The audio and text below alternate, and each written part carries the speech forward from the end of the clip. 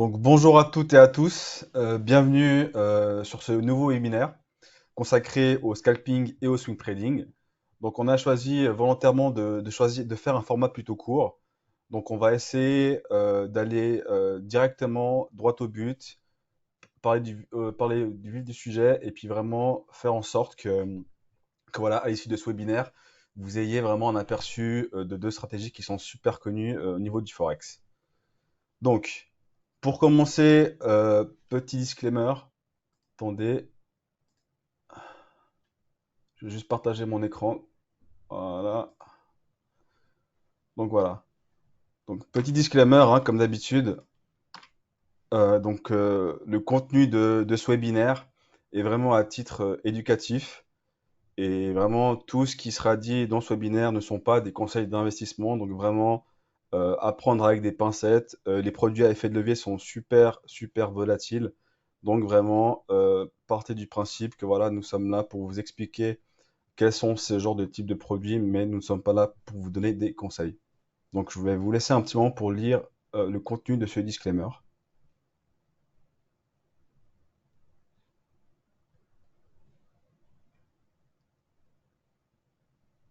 Ok, on est bon. Donc, au menu du jour. Donc, objectif aujourd'hui, comprendre les différences clés entre le scalping et le swing trading. Donc, on va vraiment faire en sorte d'identifier les avantages et les inconvénients, les contraintes et les profils types. Le but aussi, c'est d'aider vraiment à réfléchir à ce qui convient le mieux à chaque personne, sans aucun conseil, sans aucune recommandation, bien sûr, et surtout vous donner les clés pour faire un choix beaucoup plus éclairé. Nous finirons en conclusion avec les questions. J'en sélectionnerai quelques-unes si on a le temps. Donc voilà.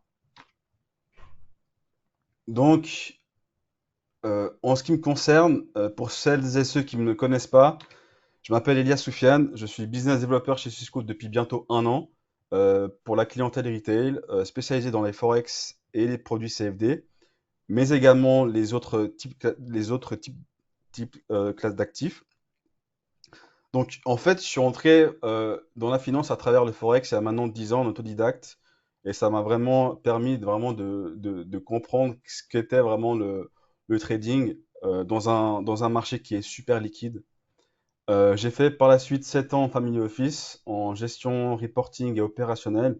Puis j'ai fait un an chez un broker américain en tant qu'equity sales. Et ça fait maintenant, comme je vous l'ai dit, un peu moins d'un an que j'occupe le poste de business developer chez Swissquote. Donc il y a mes coordonnées, si jamais vous avez des questions, n'hésitez pas à me contacter. Il y a également un code QR sur lequel vous pouvez prendre une photo. Il y aura ma fiche de contact affichée directement avec mon numéro de téléphone. Donc, n'hésitez surtout pas à me contacter en cas de question.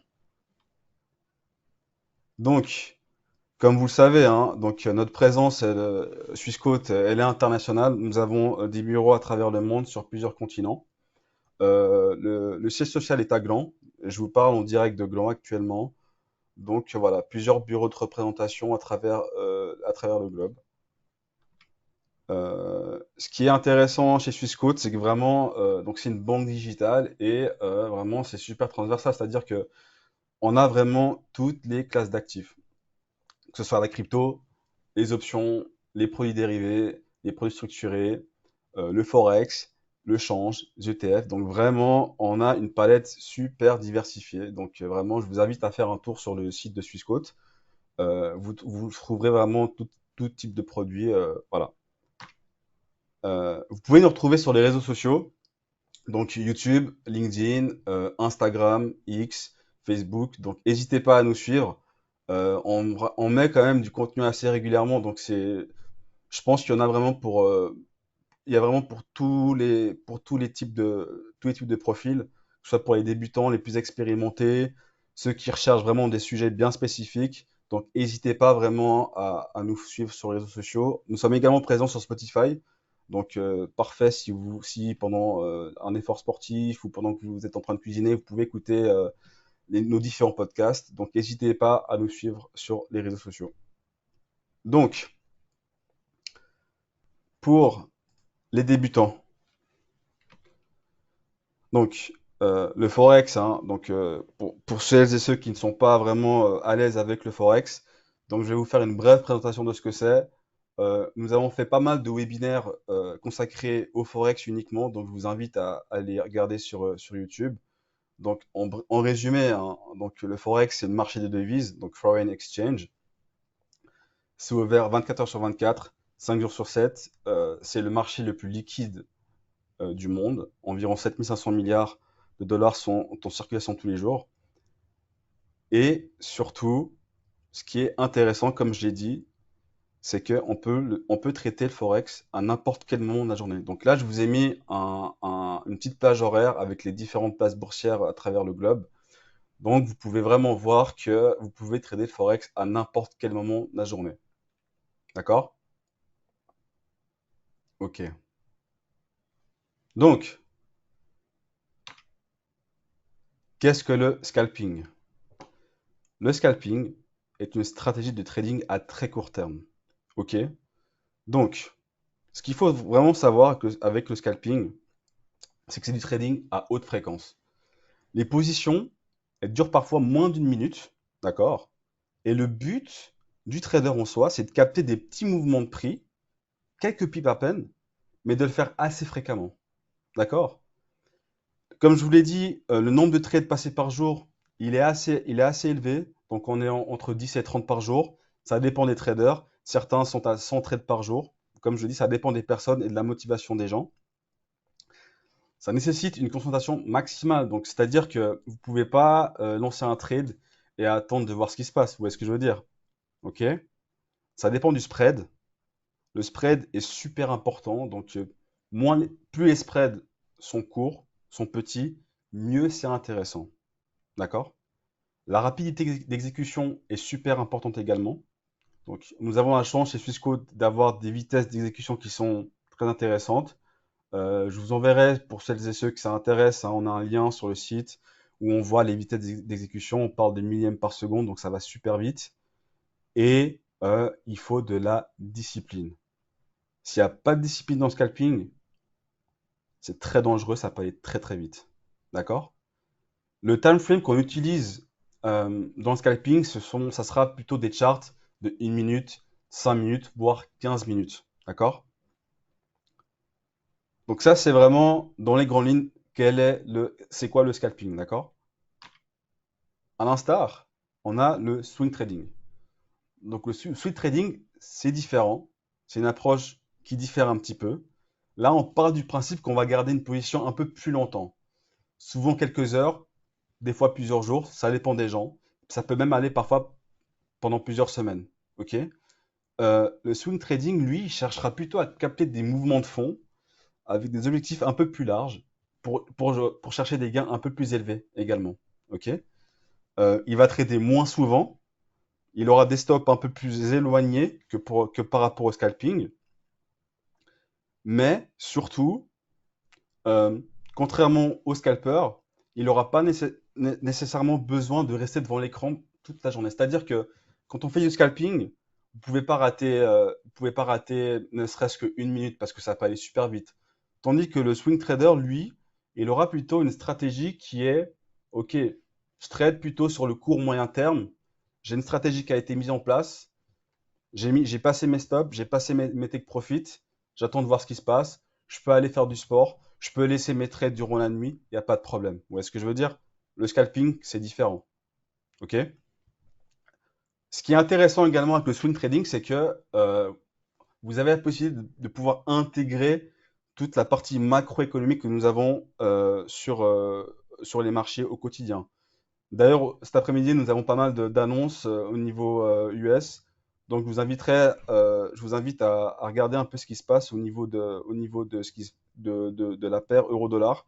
Ça sera super intéressant. Donc, tout ce qui sera affilié avec les États-Unis, vous verrez qu'il y aura des mouvements sur les marchés. Donc, c'est assez intéressant de voir l'impact que ces annonces ont sur les marchés financiers. D'accord?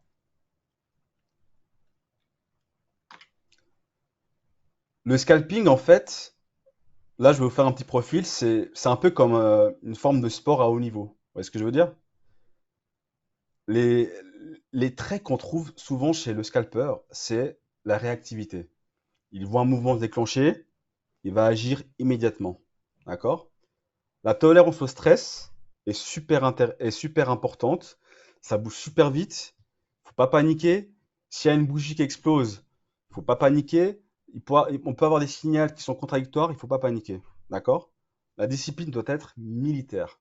Le scalping, c'est pas du feeling, c'est une règle super stricte. Ok? On rentre, on sort du marché selon un plan et surtout pas selon une humeur. Vraiment à prendre en considération, d'accord? Euh, les attraits aussi qu'on voit chez les scalpers, sont des gens qui aiment vraiment l'intensité, les environnements dynamiques et l'adrénaline. Donc vraiment, je mets un point d'honneur vraiment à tous les gens qui débutent sur le forex. Ça peut être très stressant, ok? Quand la partie émotionnelle arrive et rentre en jeu, on réfléchit plus de la même manière, d'accord? Donc il faut vraiment faire attention avec ça. Et surtout, il faut avoir du temps.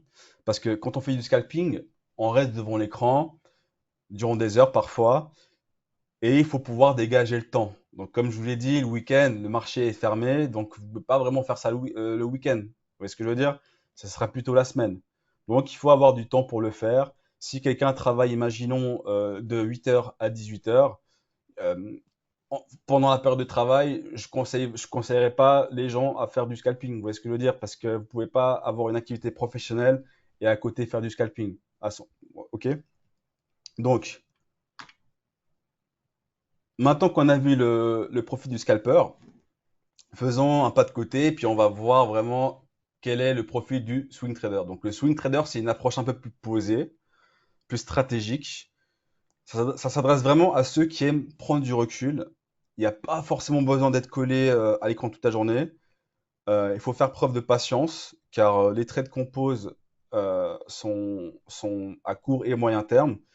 Donc ça peut prendre du temps certaines fois. Il faut avoir du temps, il faut avoir une stratégie qui est mise en place. Il faut être à l'aise avec l'idée de laisser courir un trade durant la nuit.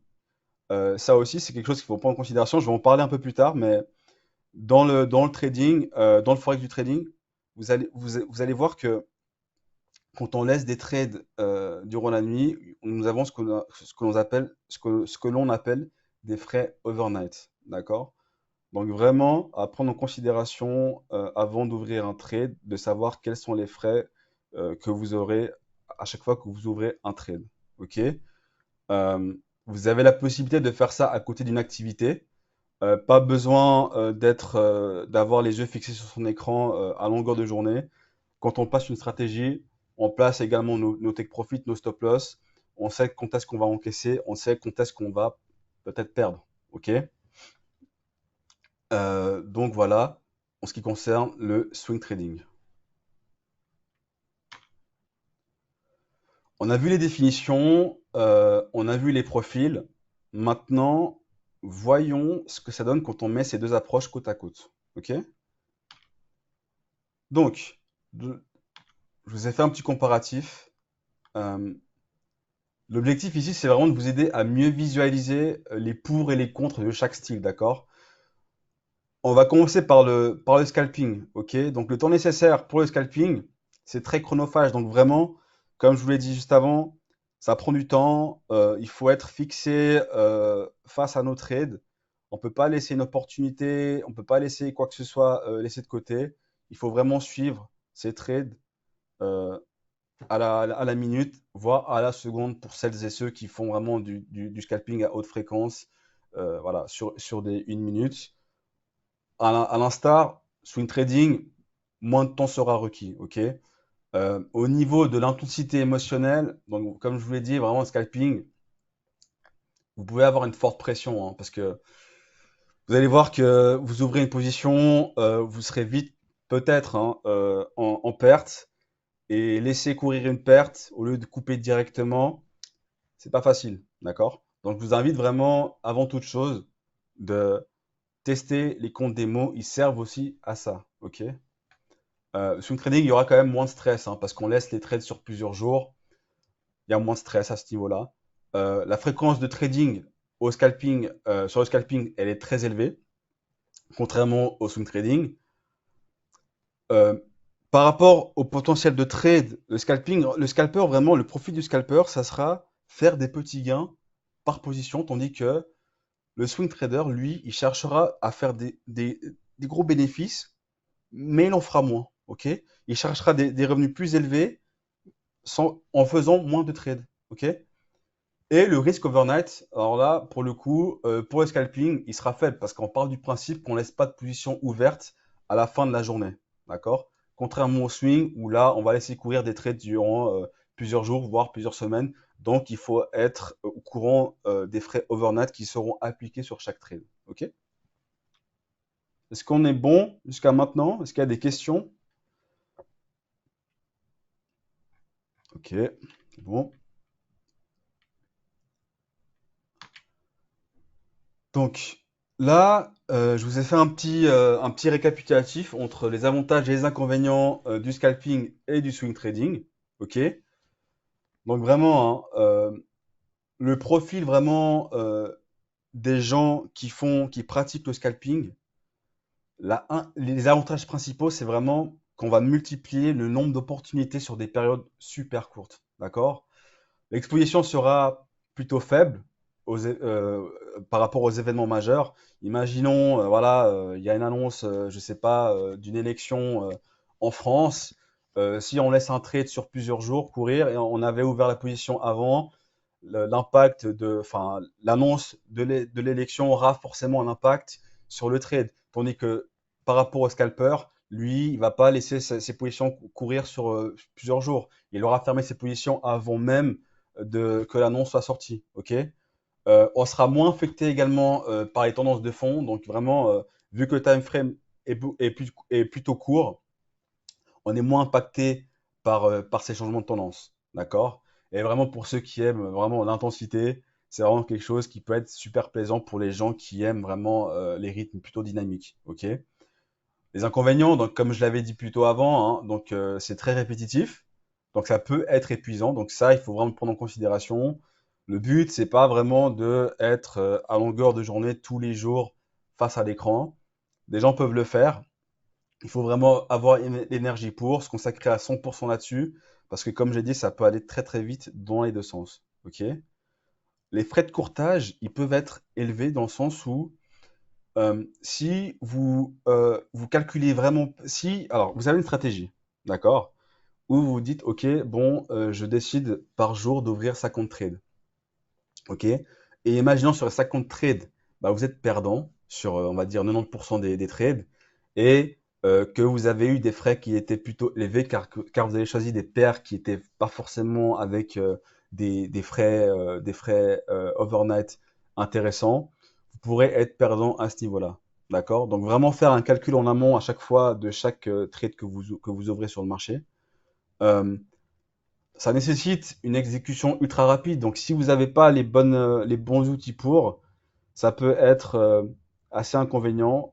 Avec CFXD par exemple, et MetaTrader 4 et 5, que nous mettons à disposition chez Swissquote, on a vraiment les outils pour pratiquer le scalping. D'accord? La gestion stricte des gains et des pertes, donc comme je l'ai dit, hein, discipline militaire. Donc, on se dit, voilà, on a un objectif par jour. Je décide de gagner tant par jour et je décide de perdre tant par jour. Donc, vraiment pas changer en cours de route sa stratégie pour ne pas être surpris en cours de route. Ok. Au niveau du swing trading, donc vraiment, un des avantages principaux, ça sera le temps d'écran. Ok. Donc, contrairement au scalping, on passera beaucoup moins de temps face à l'écran. Il y aura également aussi moins de stress, hein, ça va avec. On visera plutôt à capturer des mouvements plus larges. On ne cherchera pas forcément à capter des petits mouvements, des petites fluctuations. On visera vraiment sur le long terme. Ok. L'exigence, elle sera un peu plus réduite, on va dire. Donc, comme je vous l'ai dit, hein, donc on cherche à faire des gains sur le long terme. Donc voilà, on aura quand même moins d'exigence à regarder chaque petite fluctuation. On se dit, OK, moi j'ouvre un trade pendant X temps. Ce qui va se passer entre-temps, c'est pas grave. Tant que j'atteins mon objectif, on est bon. OK? Les coûts de transaction, ils seront plutôt réduits. Donc, comme je vous l'ai dit avant, quand on fait du trading à haute fréquence, quand on ne calcule pas bien nos frais, c'est pas forcément intéressant.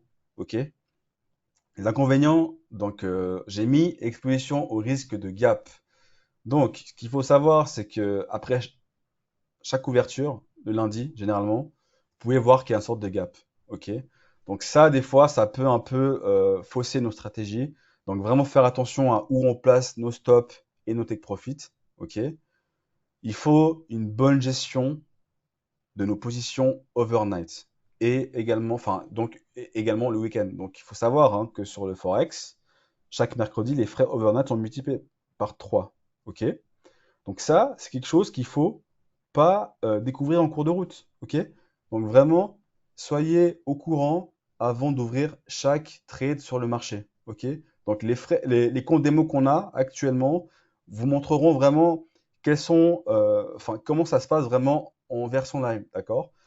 Le capital, il est immobilisé. Donc, c'est-à-dire, quand je dis que le capital est immobilisé, c'est que vu qu'on cherche à faire des gains un peu plus élevés, on ouvrira des positions beaucoup plus grandes. Donc le capital qui sera utilisé sur notre compte, il sera beaucoup plus important et donc on aura moins de marge pour ouvrir d'autres positions.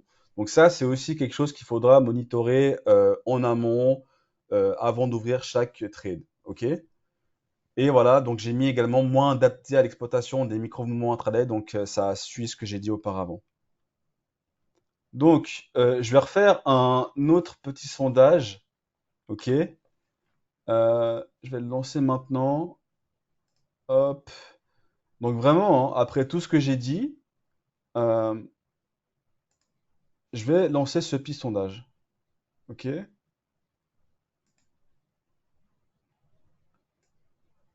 Ok. Vous devrez pouvoir le voir maintenant.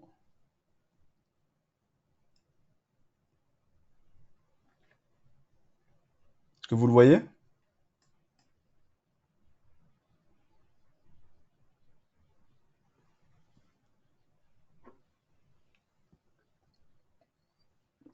Ok.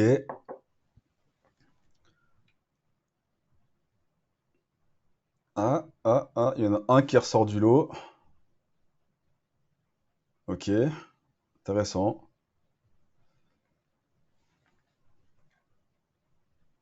Ok. Je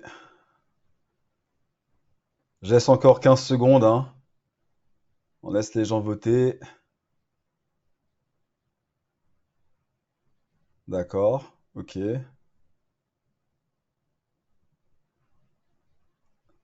Bon.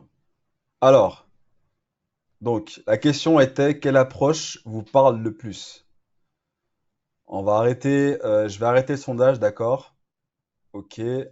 Donc, 12% des gens préfèrent le scalping, 59% des participants le swing trading, 24% les deux, et 6% je ne sais pas encore. Donc, ce qui me rassure, c'est que soit nous avons des gens qui, après mes explications, ont réussi à se faire un peu une idée sur le site de trading que nous avons à disposition. Donc ça me rassure, qu'il y ait personne qui ne sait pas encore. Il y a deux, trois personnes qui ont dit ça, donc c'est plutôt cool et rassurant. Donc je vous remercie. Donc c'est super intéressant. Donc vous voyez qu'en fait, finalement, il n'y a pas de bonne ou de mauvaise réponse hein, à ce niveau-là. Je vais fermer le sondage. Euh, Vraiment, ce qu'il faut prendre en considération, c'est que il faut vraiment adapter sa stratégie par rapport au marché. D'accord? Par rapport à sa personnalité. Il faut vraiment savoir quel type de personne on est, comment est-ce qu'on se comporte face à des situations qui peuvent être parfois difficiles, parce que le trading, c'est aussi beaucoup d'émotionnel, donc vraiment à prendre vraiment avec une grande importance vraiment tout ce que je dis, d'accord? Donc vraiment le côté psychologie est super important dans le forex. OK? Donc, je vous ai mis vraiment un petit récap hein, sur les erreurs à éviter. Attendez, hop. Donc voilà, hop, pardon, excusez-moi. Ok, on est tout bon. Donc vraiment, hein, les erreurs vraiment que j'ai pu relever sur le scalping et sur ce que la plupart des gens font, c'est vraiment l'overtrading. Donc vraiment, à vouloir ouvrir énormément de trades pour essayer de se refaire, comme on dit. c'est pas forcément la bonne approche à avoir, ok? Ne pas avoir de plan quand on fait du scalping, c'est pas forcément bien non plus, ok? Donc, il faut impérativement avoir un plan quand on fait du scalping. C'est super important. C'est pas du casino, ok? Savoir couper ses pertes rapidement aussi, comme je vous l'ai dit, c'est vraiment le côté émotionnel qui ressort hein, finalement. Donc, à ce moment-là, quand on ne sait pas fermer quelque chose, quand on ne sait pas mettre fin à quelque chose, c'est pas facile, d'accord? Donc vraiment, n'hésitez pas vraiment quand vous voyez que vous commencez à perdre, coupez vos positions rapidement parce que ça peut aller très très vite, comme je vous l'ai dit dans les deux sens, ok? Être distrait pendant le trading, comme je vous l'ai dit, hein, donc le scalping, c'est vraiment quelque chose, il faut vraiment être concentré à 100% dessus. On peut pas ouvrir un trade et puis aller, je sais pas, cuisiner quelque chose ou être sur Netflix. Vous voyez ce que je veux dire? Donc vraiment, être concentré à 100%, c'est vraiment la clé dans le scalping. Le spread trop élevé, donc voilà, donc il se peut que des fois sur le marché, bah, on a des spreads vraiment qui s'écartent. Donc ça arrive souvent quand il y a beaucoup de volatilité sur les marchés, qu'il y a beaucoup d'incertitudes, on voit que les spreads s'écartent. Donc on peut avoir sur l'eurodoll un spread qui est à 1.4. Il peut peut-être monter à 1.8, peut-être à 2. Donc vraiment, ne pas être surpris, vraiment voir ce qui se passe, big picture, d'accord? Quand on voit que les spreads sont un peu trop écartés, évitez le scalping, d'accord? Attendez, oups, pas fait exprès, pardon. Attendez, je vois qu'il y a une question. Alors, attendez. Alors, une question, c'est quel serait votre conseil de limite à mettre pour commencer?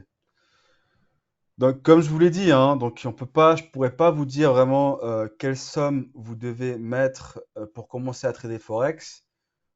La seule chose que je pourrais vous dire, c'est de euh, ouvrir un compte démo.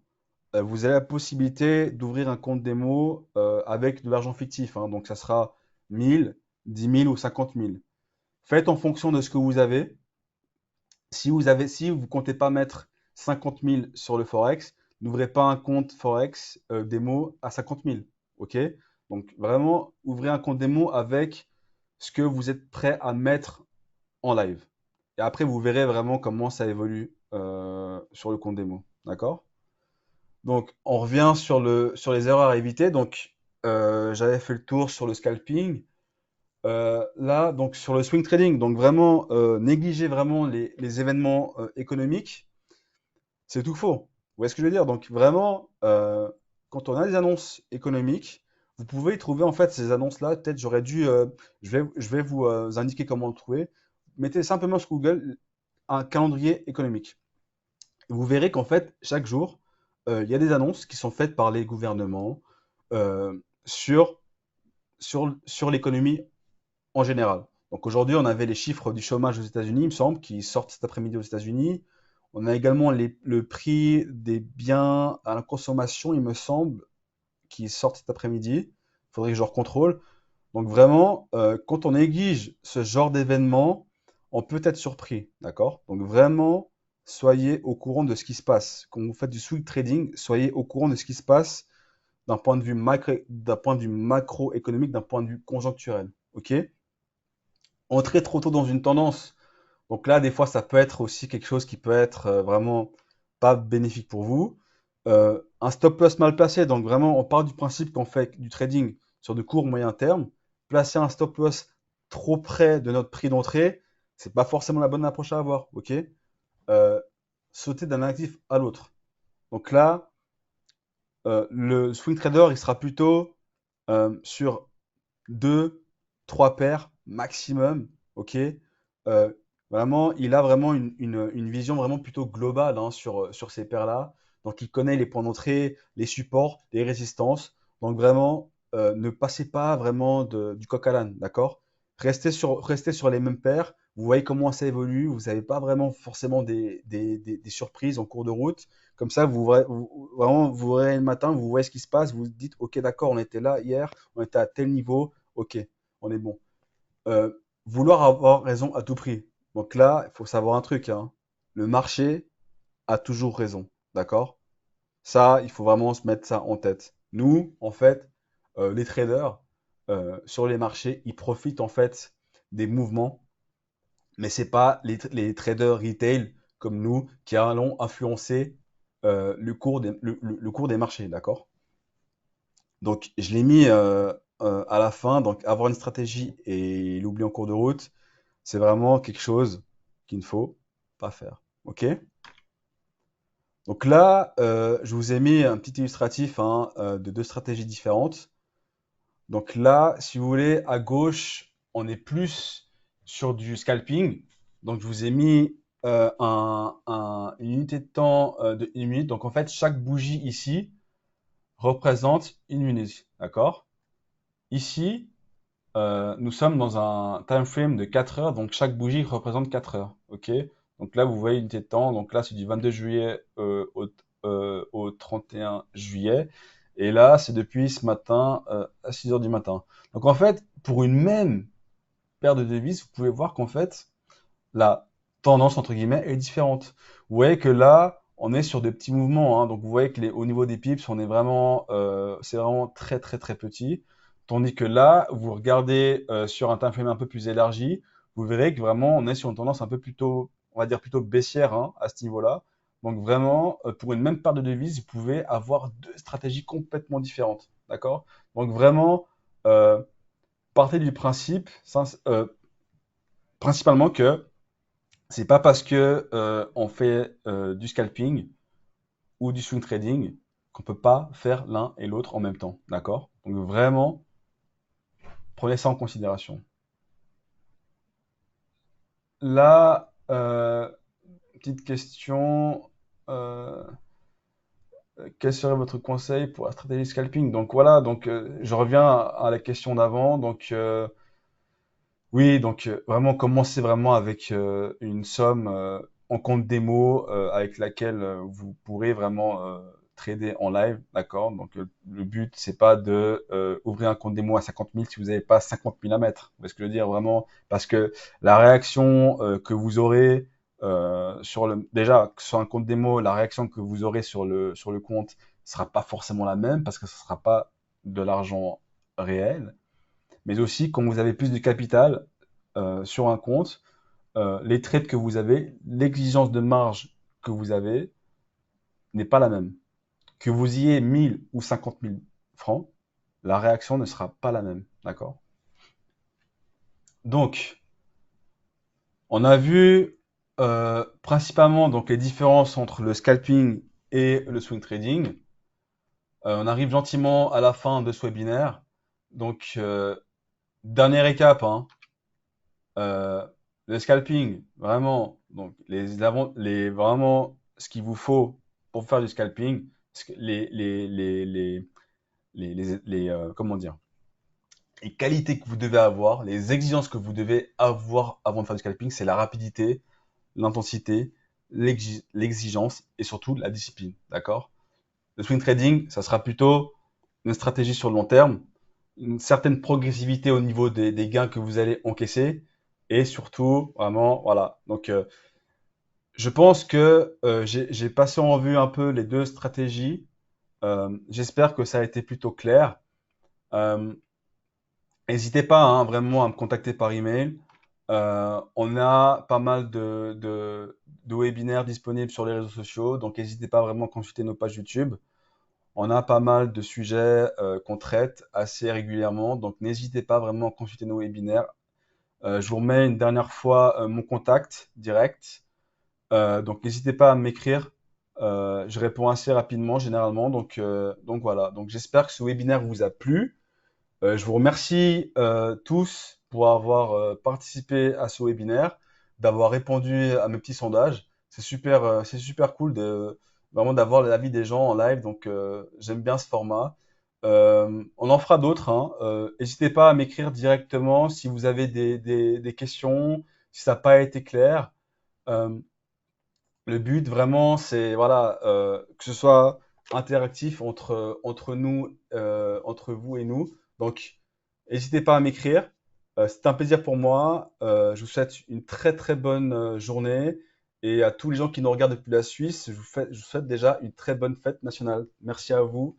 Merci tout le monde. Au revoir.